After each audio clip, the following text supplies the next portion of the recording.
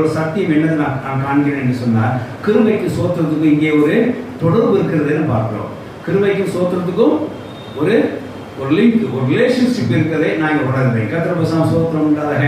அப்போ நான் ஒரு கர்த்தர் எனக்கு வெளிப்படுத்தின பாயிண்ட் வந்து புது சத்தியத்தை நான் என்ன பார்த்தேன் அப்படின்னா, சோத்திரம் செலுத்துற வாழ்க்கையானது கிருபை வாழ்க்கை என்று சொல்லி கர்த்தர் உணர்த்தினார். ஹல்லேலூயா. சோத்திரம் செலுத்து வாழ்கிறது கிருபை வாழ்க்கை என்று சொல்லி கர்த்தர் உணர்த்தினார். தேவனுடைய வசனம் சோத்திரம் ஒரு புது சத்தியம் வெளிப்பட்ட நன்றி செலுத்துகிறேன். அதாவது இன்னொரு இங்கிலீஷ்ல நான் எழுதியிருக்கிறேன், saying thanks to God.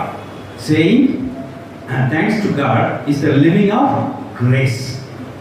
saying thanks to God is the living of grace. நீங்க கிருபை வாழ்ந்து கொண்டிருக்கிறீங்கன்னா நீங்க தேவனுக்கு சோத்திரம் செலுத்திருக்க வேண்டும் சொல்லி அர்த்தம்.